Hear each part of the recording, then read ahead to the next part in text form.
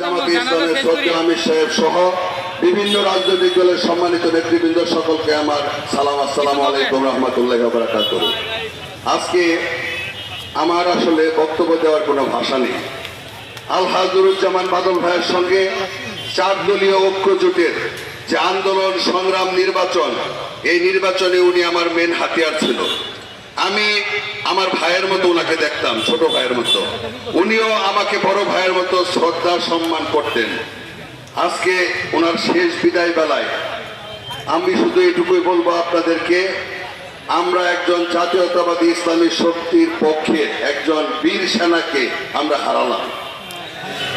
এই শ্রীবর্তীতে যারা রাজনীতি করে তাদের মধ্যে অন্যতম নির্ভীক সাহসী, এই শ্রীবর্তী ঝিনাইগাতির জন্য একজন দেশপ্রেমিক, এই এলাকার উন্নয়নের স্বার্থে সমাজের স্বার্থে সার্বক্ষণিক তার চিন্তা ভাবনা ছিল। আমরা নীরবে নিভৃতে বহু সময় কাটিয়েছি, যেটা বলার ভাষা নাই। আমার বিএনপির অনেক লোক মনে করত যে সে আমার বিএনপির চাইতেও কাছের মানুষ। এটা তার পরিবার জানতো, আমরা যারা একসঙ্গে ছিলাম জানতাম। আমি আপনাদের সকলের কাছে দোয়া চাই, চলার পথে যদি কোনো ভুলভ্রান্তি করে থাকে আপনারা ক্ষমা করে দিবেন। আমি বাংলাদেশ জাতীয়তাবাদী দলের পক্ষ থেকে, আমার ব্যক্তিগত পক্ষ থেকে তার জন্য দোয়া করছি, শোক জ্ঞাপন করছি।